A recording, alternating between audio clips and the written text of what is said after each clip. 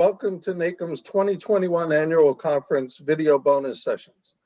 On behalf of NACM President TJ Bement and President-elect Conference Chair Kathy Griffin, welcome to today's session.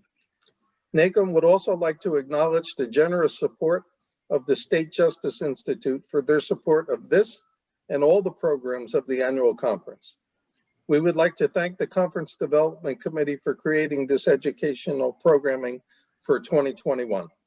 My name is Jude Del Priore. I'm a former NACM president and presently assist the Association in Education Planning. With me today is Erin Carr, NACM Association Manager. Today's program is being pre-recorded as a bonus to both live and virtual conference attendees. Our presenters have provided their contact information that will be uploaded and posted with this video in the event you have any questions after the viewing. Today's session title is Preparing for the Eviction Crisis, Different Approaches to Court Eviction Diversion. Today's session will explore what court leaders and their partners can do to establish both immediate and long-term solutions to address the impending surge of evictions lawsuits that experts warn will soon flood court dockets. A panel of court leaders from Chicago, Philadelphia, and Michigan, moderated by the National Center for State Courts, will share their experiences with adopting policy changes and provide practical tips and strategies for other state leaders exploring eviction diversion. Facilitator for today's event is Danielle Hirsch. Danielle is a principal court management consultant at the National Center for State Courts, primarily focused on access to justice and business process simplification in the civil courts. Danielle is the lead staff for the Conference of Chief Justice, Conference of State Court Administrators, Access and Fairness Committee, and the Post-Pandemic Planning Technology Working Group. And she serves as the project director for the National Justice for All Initiative. In addition, Danielle is the co-creator and co-host of Tiny Chats, offering free, digestible, and creative short-form educational videos on topics about access to justice. Danielle, all you. Thank you, Jude, and thank you all of you for watching. I am absolutely delighted to be the moderator today. I have three of my favorite people in the court world here with me to talk about this important topic, which is eviction diversion. And so rather than me introduce them, I think it's better to let them introduce themselves. But before we do, I just wanted to note how tickled I am that we have a judge, a court administrator, and a legal aid partner. And so we really represent a big part of the ecosystem that's necessary for eviction diversion. And so maybe we can start with Angela. Can you tell us a little bit about you and also the court system that you work with?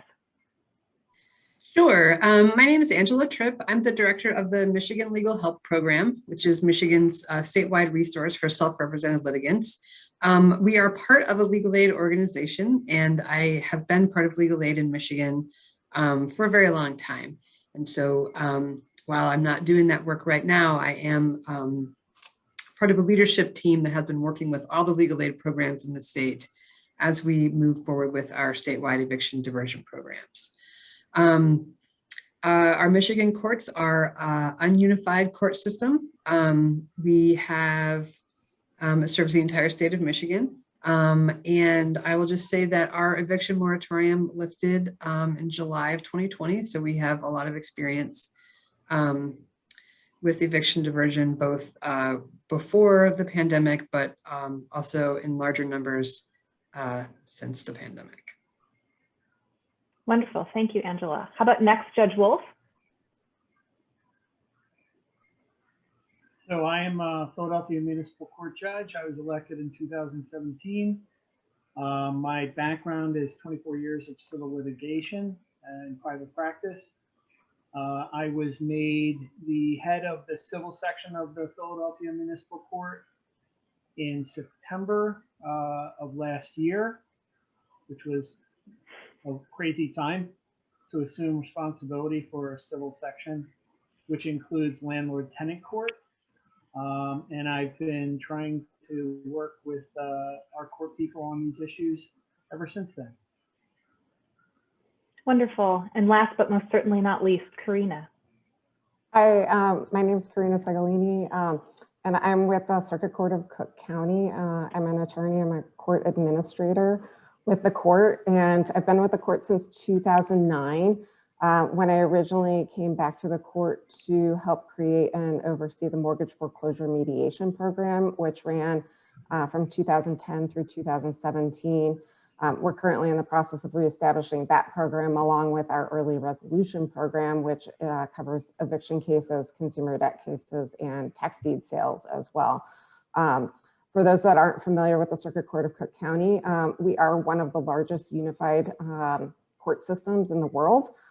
We are the largest judicial circuit in Illinois, and we have about 400 judges, and we serve about 5.2 million people, residents of Cook County, including the city of Chicago and 126 surrounding suburbs of Chicago. We each have, there are many divisions, and within the municipal division where eviction cases are heard, we have 6 different courthouses and 6 districts covering the whole geography of Cook County. Wonderful. So between the 3 of you, we really have a smattering of eviction diversion. So to that end, this is a jump ball, so any of you can answer this one, or many of you. How would you define eviction diversion?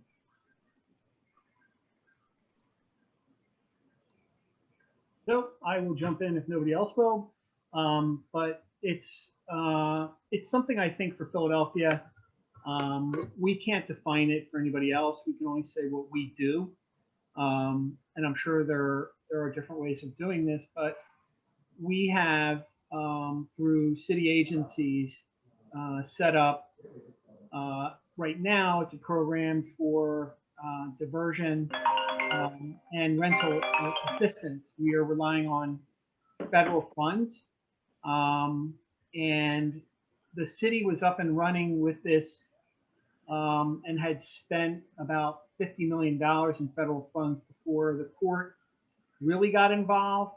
So for us right now, eviction diversion consists of a requirement prior to filing for possession for eviction based on non-payment of rent. You have to go to the city and you have to seek as a landlord the program, which involves applying for the federal funds and applying to have the tenant receive the federal funds.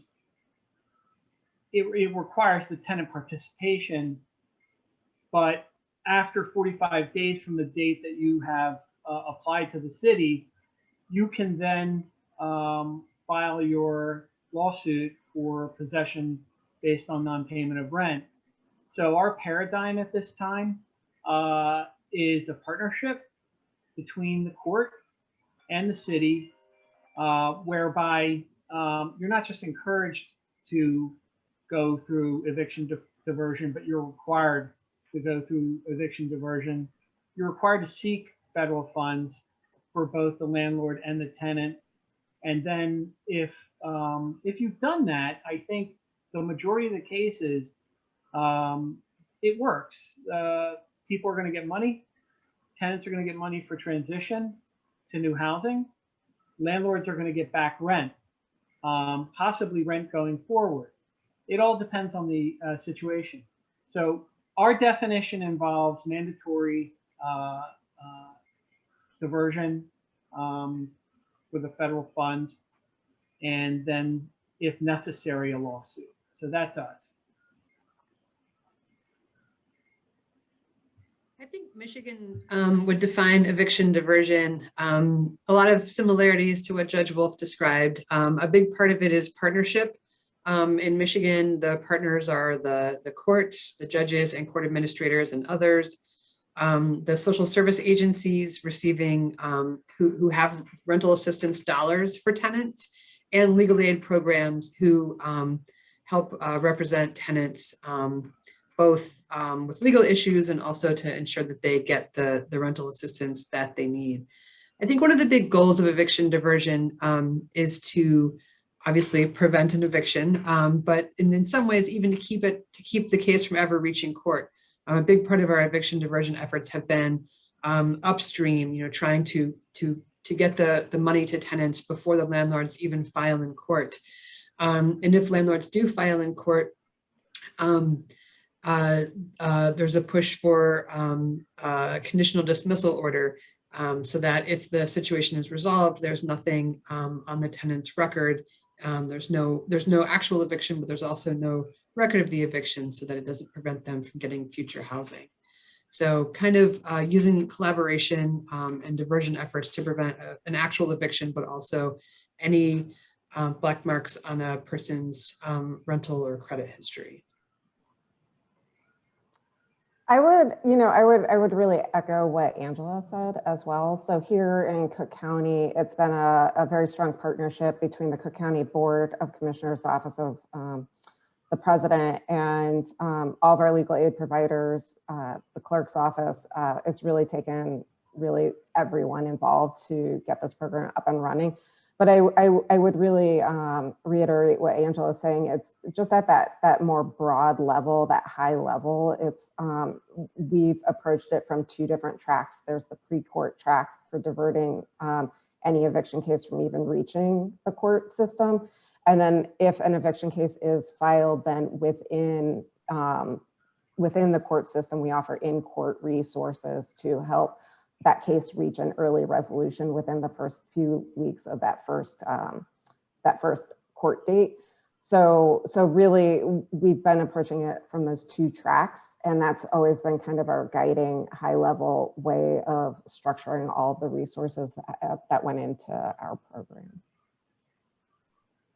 Wonderful. So thank you. Your definitions both kind of included what is eviction diversion. They got a little bit into what you're doing, which is super. You each started at different times. And so I think it would be instructive for people watching to know kind of how long your eviction diversion efforts have been. And so maybe we'll start just quickly with Angela, whose program is the longest. When did you kick off eviction diversion within within Lansing, and then broadly within the whole state? And then we can go next to Carina and then Judge Wolfe. So I don't know the exact dates, but we've had a few courts in Michigan doing eviction diversion for many, many years pre-COVID, which made for a much easier transition, because one of the judges overseeing one of those eviction diversion courts became court administrator right before COVID. So several of the courts were doing eviction diversion. They would have both legal aid and when I say funders, I mean like DHHS and the organizations with the housing assistance. They would be in the courtroom on the sort of eviction cattle call day. And so to differing levels, they would meet with people, sort of triage them, and it was a great way for tenants to get all the help they needed in one place. And so that was sort of the roadmap going into COVID. Two of the eviction programs had evaluations done of them, showing the lowering rates of evictions and the participation rates, showing that they were successful. And so it made for an easy transition into the COVID world. And then when the moratorium lifted in July, our state moratorium, then the plan was, or the Supreme Court ordered every district court to meet with the funding partners and the legal aid partners and to put together a system based on a common set of court rules, both pre-existing and new post-COVID court rules, to put together a system that worked for all the partners and obeyed the rules, to create eviction diversion programs for every single court in the state.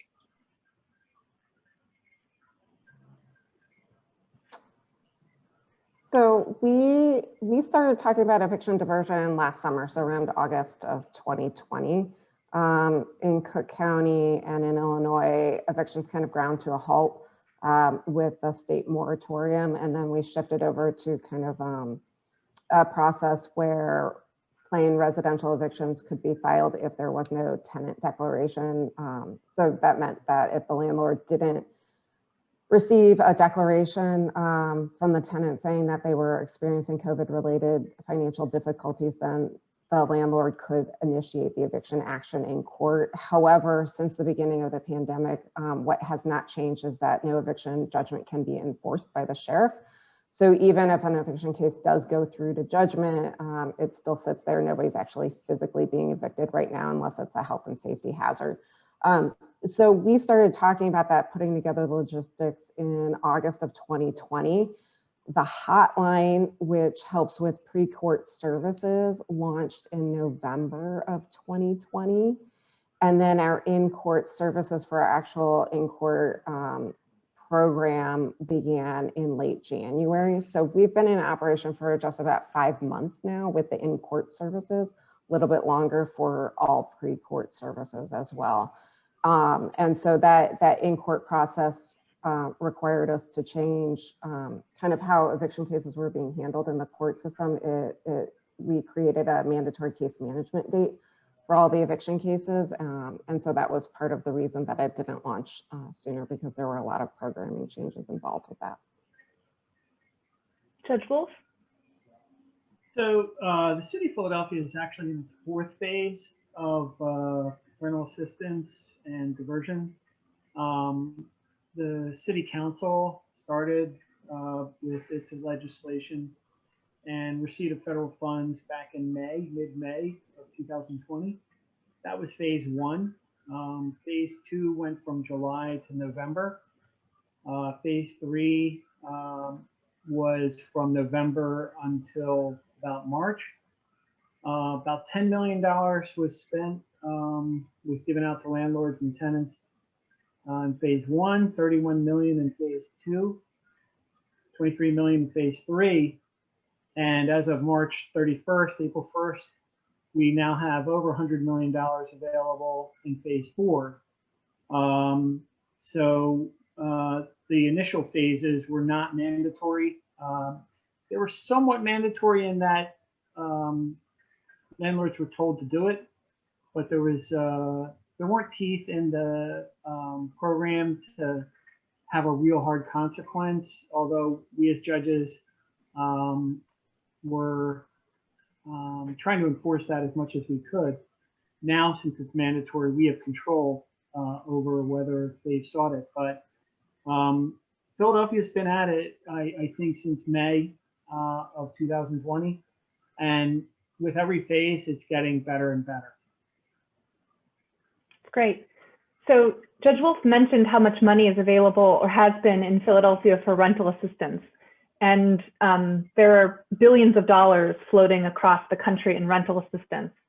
And I'm sure also similar figures in Michigan and in greater Chicago. But I'm curious for your eviction diversion program specifically, how it's being funded. And so we don't need dollar amounts unless you want to share those, but just who is funding them? And so maybe what we can do for this one is go Carina, Judge Wolfe, Angela. So Carina, you want to start? Yeah, so the Cook County Board, Cook County is actually funding it right now. In this first year, they're using CARES money to fund it. And I think the plan is to start shifting over to when the CARES money runs out, because that has to be spent by the end of this year. They'll probably shift over to using the funds from the American Rescue Plan Act for that. And this is all being bundled into, because we're simultaneously relaunching the foreclosure program as well. So that's my understanding right now, but right this very minute, it's being funded by the CARES money that's coming through Cook County. Super. Judge Wolfe, do you have anything to add? And if you don't, it's also fine. In addition to the CARES Act, there's other federal legislation that has enabled the availability of funds. Super. And last but not least, Angela. Ours is also funded by CARES and then will be funded by ARP. But the piece that's a little bit different is that in Michigan, they specifically gave a portion of the CARES Act money to the Michigan State Bar Foundation, who then gave it to the legal aid programs. So the legal aid programs, who've been incredibly important partners, have gotten a lot of extra funding to support that work, in addition to additional CARES money from the Legal Services Corporation. So Angela, you raise a great point, and all of you in your opening kind of definitions about eviction diversion really talked about it as a healthy collaboration between a lot of people. And so you have teased out some examples, but I'm hoping we can be either repetitive or more deliberate, I don't know. I'm curious, who are the components of the secret sauce of eviction diversion? So you could name the specific agencies or just talk more generally, because that's probably more applicable to people who aren't in your jurisdiction. Who are the kind of key partners in your work? And then also, who have been the real champions? Because it obviously takes some kind of leadership in order to make a project like this really work. And so if you could answer those, that would be super. And maybe this time we'll go Angela, Carina, Judge Wolfe. So Angela, you're up first. Sure. So I will say that we have had a group of leaders from our Michigan State Housing Development Authority, who is giving out all of the rental assistance. Our state court administrator, who's a former district court judge overseeing an eviction diversion program, who's been a phenomenal champion of these efforts. The Michigan State Bar Foundation and people from the legal aid world, so myself and someone from our state support office, and then individuals from our Department of Health and Human Services, who is typically who helps with rental assistance. And so that team meets every 2 weeks, and we have met every 2 weeks since like May of 2020. And that's been really critical. We also have other working groups. We have a working group of just all legal aid attorneys, so that we can know what's happening on the ground and convey it up to the people, the funders and the court administrators. We also have a really supportive Supreme Court. So we've had good administrative orders coming out of there to support the eviction diversion efforts. Court rule, temporary court rule changes to processes and adding extra hearings. And in the beginning, there was a strong team from the governor's office, but that was primarily around the moratorium, but the eviction diversion programs are primarily those organizations. And I would say the reason that it works so well is that really everyone that I named were incredible champions for eviction diversion. Everyone from all of those organizations works overtime to make sure that there are systems in place that are likely to be successful. And if they're not, they're going to evaluate them and figure out how to change them. And that is how we've come so very far. That plus having the history of eviction diversion already. Super, thank you. Again, I would say Angela's pretty much hit on the major groups that are our key players as well. I would add in there, I mean, really, frankly, I mean, here in Cook County, it's been the support of everyone. It's, everyone really seems to be on board with this. The landlords bar, will push back on certain procedural things, but I think overall, everyone's been on board of it. We do have support from the Supreme Court. The Chicago Bar Foundation is a key player. All of our judges are surprisingly on board too. It didn't take that much to get each of the individual judges hearing these cases to come around to the shift in the procedure. But we've also had a really good working relationship with the clerk of the circuit court, which was necessary because we had so many programming changes. There have been a lot of changes to court procedures coming out of from the Illinois Supreme Court through their administrative orders for COVID. Likewise, we've had some statutes come out of Springfield where it's really affected our operations. And so really we've had the support and good working relationship with everyone. The Cook County Board of Commissioners has been very supportive. And so they're a huge component to this, not only for funding, but also because they've really helped spearhead putting together communications, particularly that pre-court outreach, so that we can direct people to our rental assistance programs with the Illinois Housing Development Authority. It really has been a group effort, and to the people I've named, I know I've missed somebody, but it really has been a collaboration with everyone. So in Philadelphia, I mean, all the court did really was enter an order. With the stroke of a pen, we said, you have to go over there. So, you know, our role is that. The city had the infrastructure up and running and was doing this long before we made it mandatory. We have a very collegial landlord bar that we have consulted with to get buy-in, and not just buy-in, but feedback. And so we get feedback that is constantly coming from a small cadre of attorneys who have a vast majority of the cases. Many of the cases are represented. So the attorneys, I think, are being very collaborative. They understand what we're going through, and they understand that this.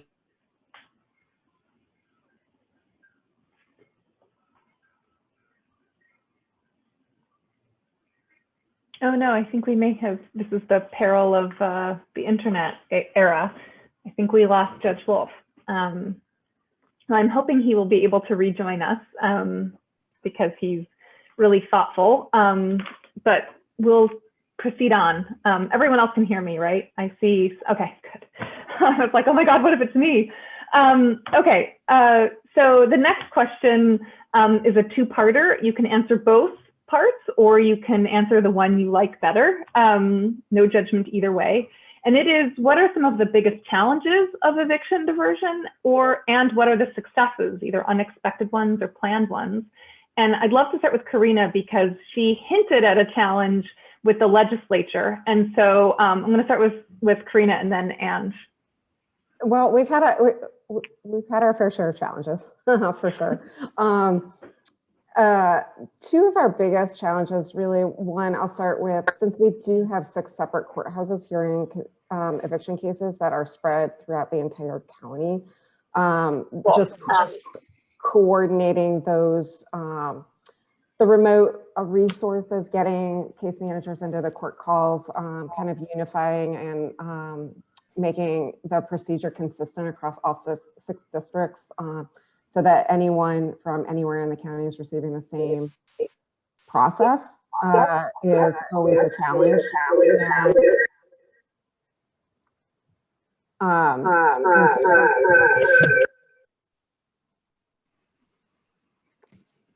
So that was a huge initial challenge, was getting everything consistent across 6 districts and working with 6 different presiding judges along with the chief judge.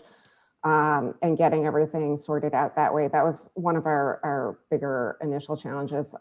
Most recently, though, Springfield did pass a bill that put into place statutory guidelines that now require all residential eviction cases to be sealed upon filing, dating back to March 9th, 2020, and going through to March 31st, 2022.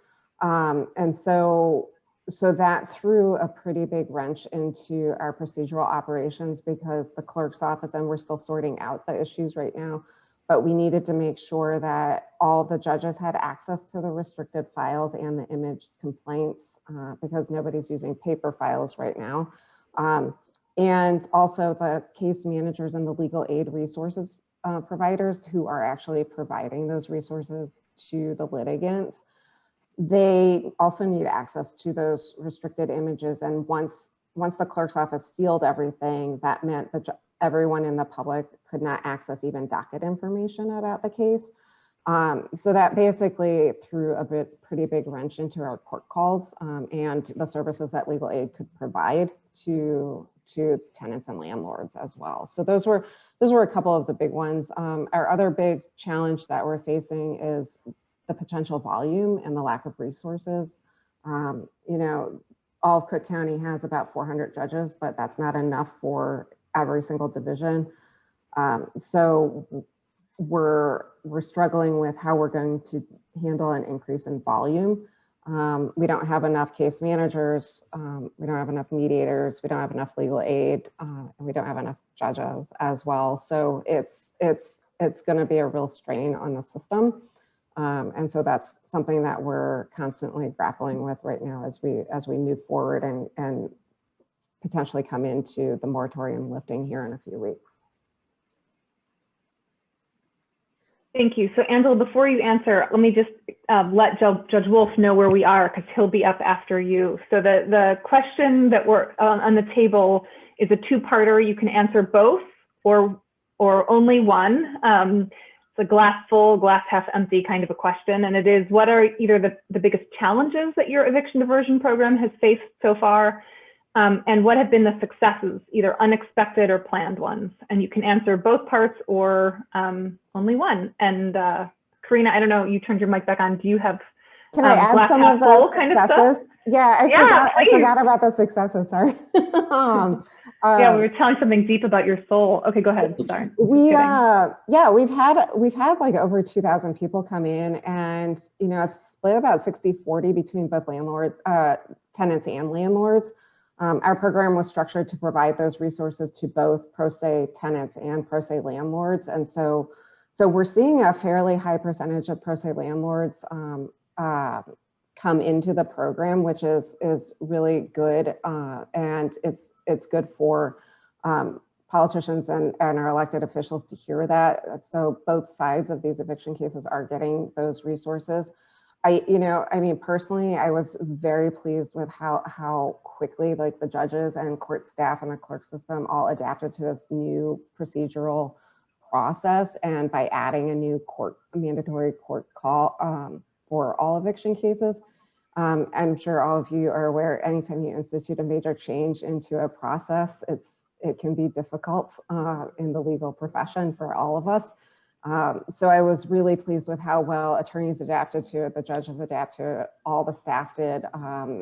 People really just kind of, buckled up and did it, and it really started coming together nicely. And so now it's just more working out changes that are occurring right now, and being ready to pivot if the volume needs us to pivot in our procedures. So and the remote work is working out really nicely, and I think some of the judges are really on board with it staying remote for the foreseeable future to access our limited resources as well. Thanks, Carina. So Angela, you're up next. So we have many of the same successes and challenges as Carina. I will add, trying to run a statewide eviction diversion program was a huge challenge, because we've got Detroit and we've got the Upper Peninsula. And so I think that was one of the successes, is that we were able to design a program with some basic rules and outlines and procedures, and then each individual county and court was able to work out the logistics on their own. And so that was a challenge and a success. Another success, and I've heard this from several courts, is just that these relationships have really changed the way that they look at legal aid, and that they look at the eviction docket. The relationships between the partners, the funding partners, the legal aid, the courts, the judges, the court administrators, the clerks, like everyone is communicating a lot more. They're meeting frequently, they're working out problems together, and that really builds a good, really strong relationships. And I think many of those will endure long after COVID is gone.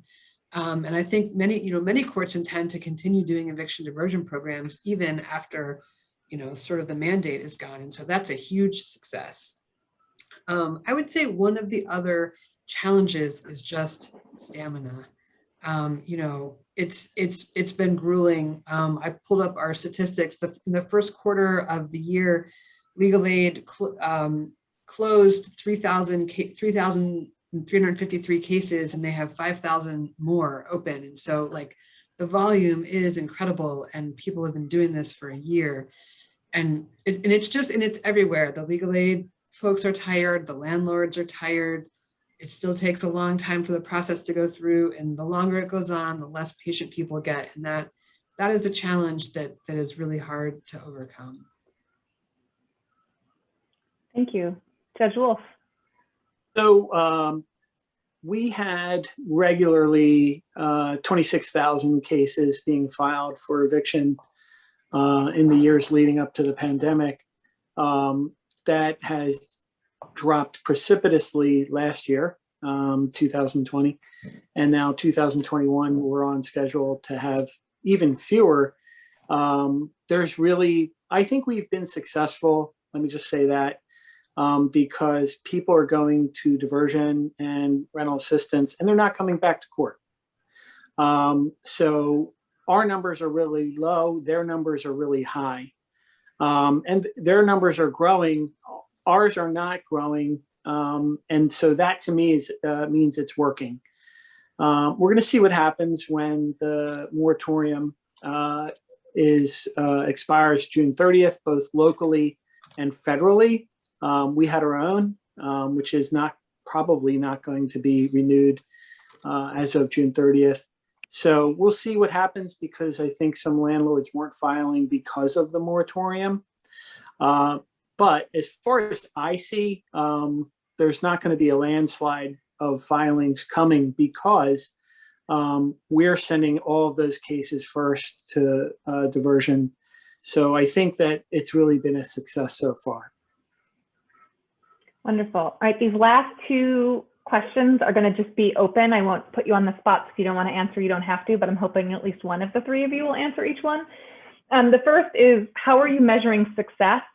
What data are you collecting, and how are you going to evaluate eviction diversion programs? Well, let me also say the National Center for State Courts is working with us, but we're also having other organizations come in who are pulling our data. We're having third parties who are coming in to look at how we're doing. And without naming names, they're independent, non-governmental entities. And so time is going to tell on that end. I think from a really high up perspective on the our level, it's those numbers that I spoke about already. The filings in the court are really down. The numbers of filing with diversion are really up, and I think that says a lot.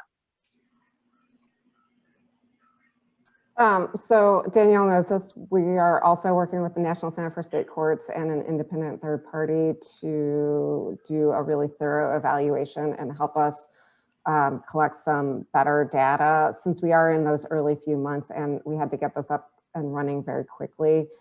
We are still currently working with all of our service providers to be collecting data that we can have at our fingertips.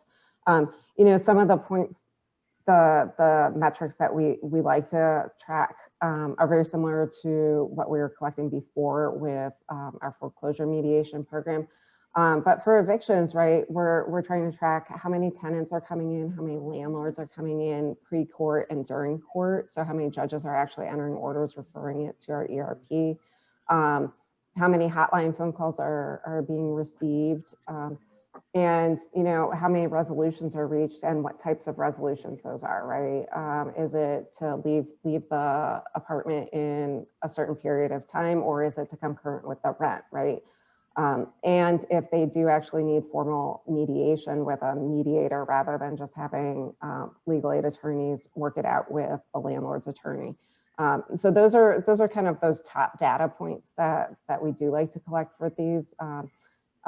You can drill down infinitely into it. We'll probably start getting into geography, zip codes, really drilling down into where the heavier caseload is for those evictions. But that's all still a work in progress.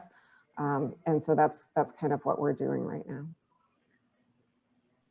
I'll just add that we're also looking at default rates because we're hoping that both the education and the outreach will, and you know, the rental assistance will cut down defaults.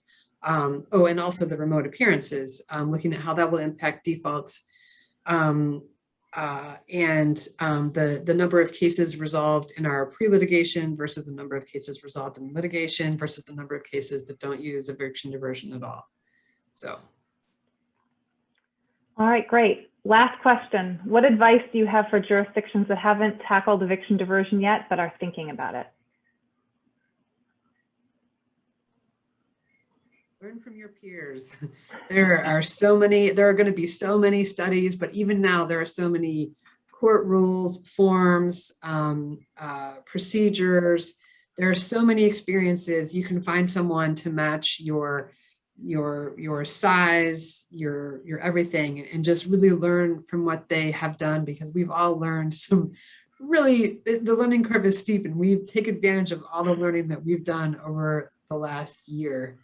And I would also say just to really focus on upstream interventions, because court time is the most costly time, the most damaging time. And so to keep as many cases out of court as possible is a real goal.